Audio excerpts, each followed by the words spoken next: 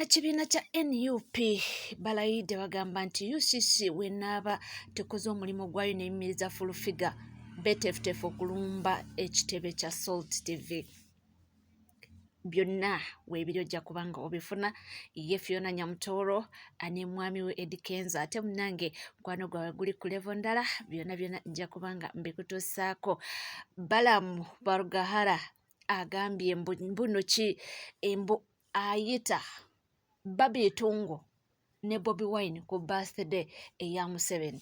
Takomye awo n'agamba nti yabadde disappointed olunaku lw'eggulo. Lwaki? Mbu Bobi Wine byonna nja kubanga mbikuwa ojja kubanga obiraba mu maaso awo nja kubanga mbikutuusaako mu bujjuvu. Ate munnange owa Maniyu eyafunye gloves onana nkugambye ekiri wano olunaku olwaleero bingi nnyo byogenda okubanga ofuna era bingi nnyo nnyini ddala byengenda okubanga nkutuusaako. Wava bagambye atya bo tebeewola balina ssente zaabwe. Owange gwoba oli okaaba waavu abantu bali loaded ate kye bakoze liri puzzle byonna nja kubanga mbikuwa oli ku NCK gweyongera okubanga osubscribinga ringinga that notification bell sharing o liking byonna mbenga mbikutuusa. Kati era seerabidde omubiri gw'omugenzi minisita Sarah Mateke gutuusiddwa ebwawe ekisolo bamulekwa bakaaba bitya byonna nja kubanga mbikuwa. Naye kale katutandikire ddala n'abannakibiina kya NUP bo balayidde bagamba nti beeteefuteefu okubanga balumba ekitebe kya Salt TV singa UCC tevaayo n'eyimiriza fulufiga oba nebawa warning nti fulufiga akyuseemu mu mpeereza ye kubanga nti asizira ku Salt TV n'abanga ayogera ebigambo ebibi ennyo okuvuma okuvoola mbu n'abanga ayogera ebitakwatagana bibino. Titwata abasirikale ne tubabbako amamundu. Kati sirabangako kooti yonna mu nsi where you confess nti kituufu twata abantu ne bakwabbeerawo wennyini ne milioni 2 waliwo kirabyeko wa civilian okuta omujaasi fulufiga family ki yalevuddeyo mu bire ebiseera byogamba nti n'abannupu baata abajaasi family ki yalevuddeyo mu ebyo ebiseera negamba nti no bba wange bamusse era bamusse bannupu family ki UCC. It is high time you should stand up and react on fulufiga before it is late. Bwengamba before it is late kitegeeza tujja kubasalako, tujja kubakyalirako, tujja kuleta video zonna ez'abantu abakola ku TV nga bamanyiira people power bavuma, they use vulgar languages nenga musirise. UCC stand up, react on fulufiga before it is late. Katusuubire nti omulanga bajja guwulira era bajja gutuwala nga mukoze eki nga mubasabye. Ate ye Honorable Minister waffe Fiona Nyamutooro ne Presidential Advisor omukulu Eddie Kenzo bo beeyongedde munnange okulaga ensi nti byonna mwatwogerako bya paffe tuli mu laavu tweyagala bannange laavu eri wano. Kawuzi tavaako. Kawuzi temuva ku bwerosi. Mami. Soko nune kano kakano. Kateke yo nune. Eat. Nane mpako nune kwano. Nuna kakaka. Gwe kamire. Kanini. Gwe. Idaba pachenko kumira kunona. Atoti ayu. Amazing. That's honey. Kyekyo bagamba nti gwefuna mukwano gw'osirike abo abantu munnange beeyagala ebyaddala era laavu yaabwe buli lukya beeyongera okubanga bagitwala ku mutendero omulala. Nga tuvuddeko eyo munnange tuddeko Honorable Minister Sarah Mateke yatuvudde ku maaso era nga wenjogerera omubiri gwe gumazidde okubanga gutuusibwa ekisolo gyagenda okubanga galamizibwa lunaku lwankya naye bambi alese omwana omu yekka ow'obulenzi naye mu speech ye bambi wabadde ayogera ayina watuuse n'agamba nti nze banzaala omu naye mama wange abadde takkiriza omuntu okukimanya nti ndi mwana nzekka era abadde tanzikiriza okukiwulirako nga nkyogera nti kubanga ewaffe mama abadde n'abaana bangi era nga ffenna ne wootuuka tomanya nti ono yono nti nze mbadde mwana omu nga njoza ebintu nkola kinsimula ennyumba nkola kininga yakibakulizaamu nti bakole ki nti bakule era mbu yatuuka n'amugamba nti munnange bino byansi obuti olunaku olw'enkya ati ndiidi kyeyayogeranga kati wuno akoze eki afuddewo mwana wa minisita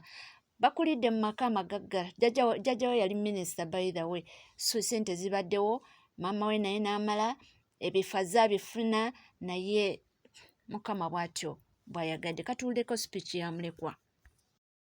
My mom did entrust me, would spend more time than I think because of how good she was to all the people.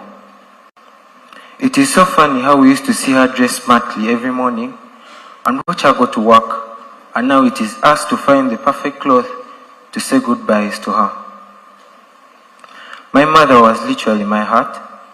Her love was the foundation upon which all our strength and trust was built. I am not the only one that can testify the wonderful love because she was a mother to all. Biologically, I was the only child, but she never gave me the chance to say that I am the only child because of how many people we always were at home. Losing her feels like a part of us is missing, but we are comforted by the great love and care she showed us to all. My mother was a generous woman, God-fearing, and she's one woman that was very close to God in a way that, however much her day would always be tiresome, she always reached home in her room and made it a point to kneel down and thank the Lord for the day. She was a selfless woman that always put others before herself. She taught me the value of hard work and the power of love. She was a guiding light in my life and always there with a listening ear. She has been a role model to many. One of my fondest memories of my mother is one time she taught me what I can call the best lesson of my life so far.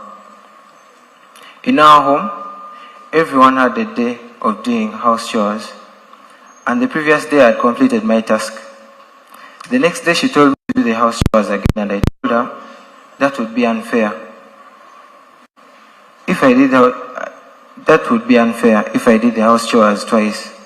Then she sat me down and told me, Isaac, the world itself is unfair. You have to be strong enough to face it.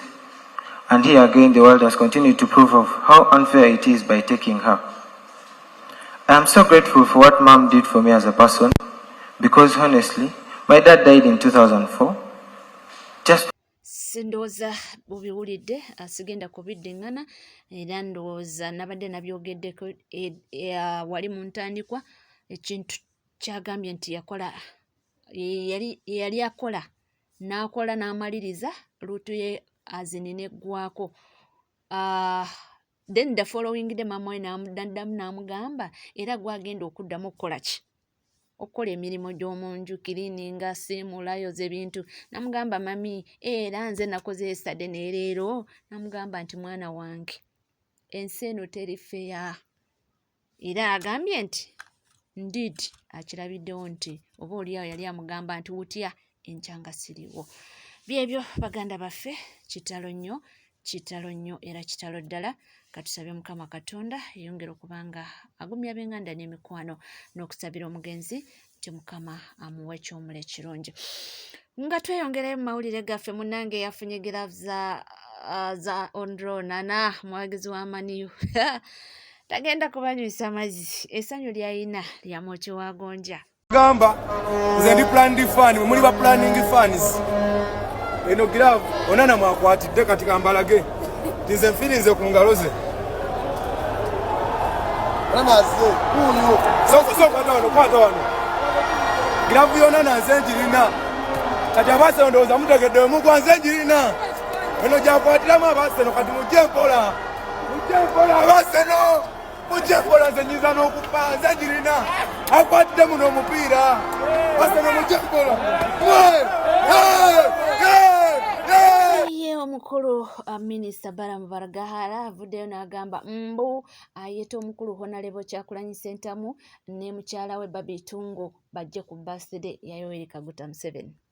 Nkuyita wamu ne muzukulu wa President Baby Tungo wamune bakwano bo bokola nabo Right Honorable Joel Senyonyi, Honorable Senyonyi, Honorable Secretary General Lubongoya, muganda wange baba wafe Nyanzi, baba wafe Ediawe, Mickey Wine, mwena ne Nowe Nakaseke, Honorable Rutamaguzi Semakula, mbaita kulwakachika kategesi okujja eruwero Nakaseke mu Luwero Triangle okwebaza Katonda okwegata ku president okwebaza Katonda okumuwa obuwangazi bw'emyaka 8 egisobosezza eggwanga okututransforming okutujja mu ghetto ne tubeera kati nga abasinga tuli babaka ba parliament abasinga tuzimbye ezi beach tuzimbye ezi hoteli tuzimbye tusasula tusomesa abaana baffe ebweru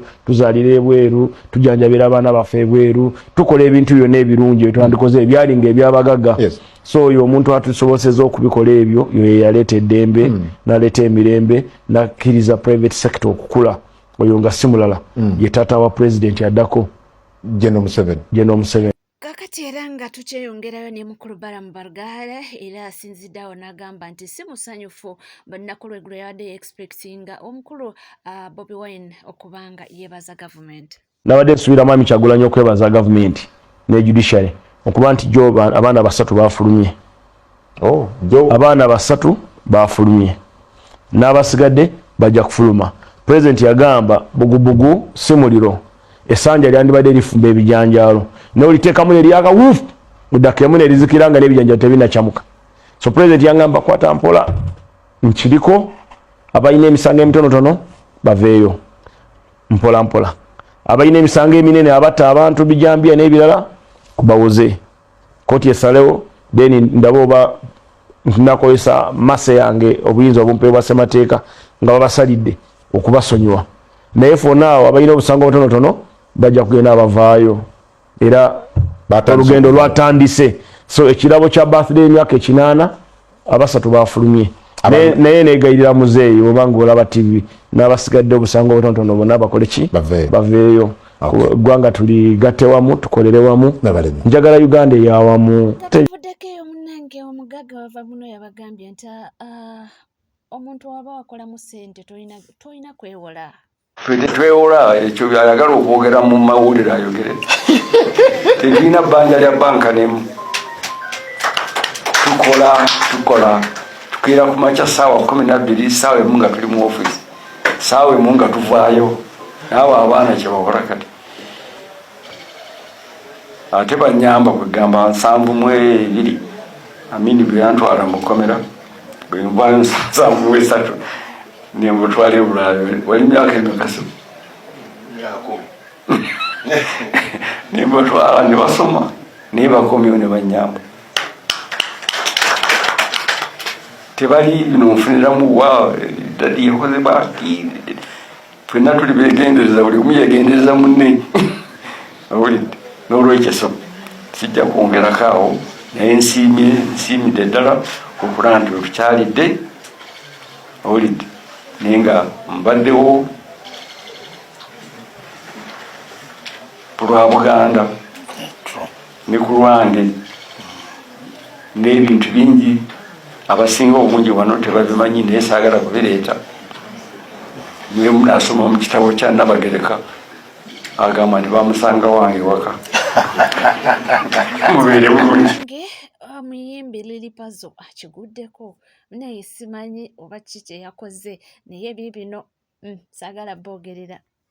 Lilipazo akakato akakulinga ekituli kya toyi bagenda kuwa oluwombo lw'amaze olulye tugenda kusakata woba oli ku side enyigiriza abantu bwejjo oba obeerako togenda kulinnyeno olinnyene eri ebyo byogamba nti nnoze akasente nkalya naye ate ngenda ntaddeko live koma nnyo ku mani atako sindika bbi tetusindikirako mannyo fene waffe tolinnya eno n'olinnya n'eri tetulina nno landizimani boy owulira ogenda kunjogeza oluzungu lwesitasobola liri pazo totusinikirako mannyo totukombirako mannyo takosindika bbi woba oli kusaidi ya NRM obeera kusaidi ya NRM olwesente z'emiwa omusolo woba oli kusaidi yaffe beera eno teri kula sente za miwa musolo ebyo byosinikasinika amannyo otandika okukomba ebinyo ng'okula live oyogera nnyo liri pazo ogenda kwogera ebitya naye tujja kukalakata tukalakatikiremu n'ennyoko takosindika bbi tukulye n'ebifulifuli ebiri munda ya nnyoko liri pazo agamanya gatenkanakana galinga layini za bbi liri pazo tereera tujja kukalakata eno waffe tolinnya eno n'eri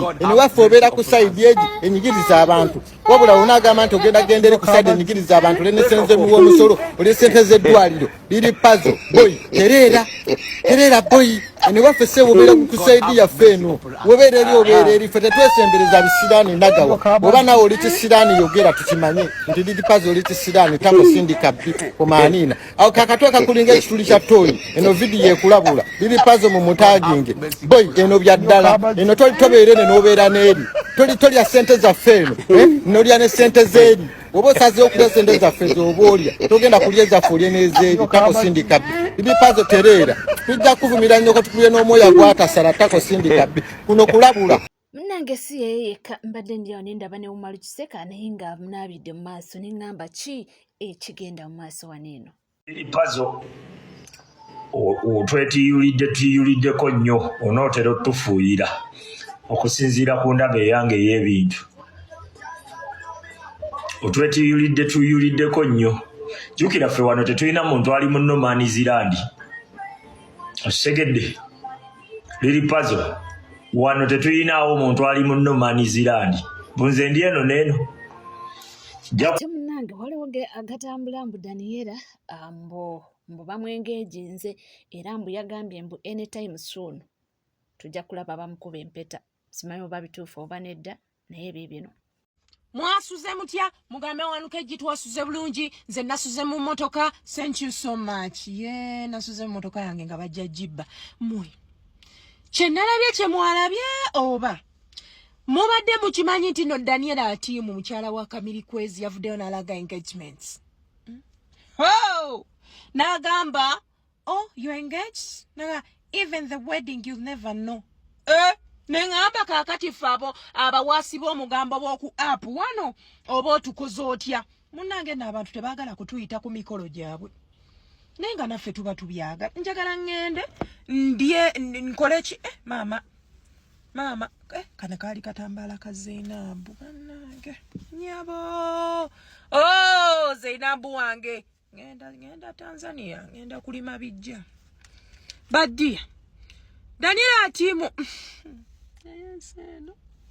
Tukyali ku NCK TV era nkugamba kyo nti obanga tuna subscribinga kekadde subscribinga ringing that notification bell sharinga likinga ebisigadde tukomawo nabyo tova.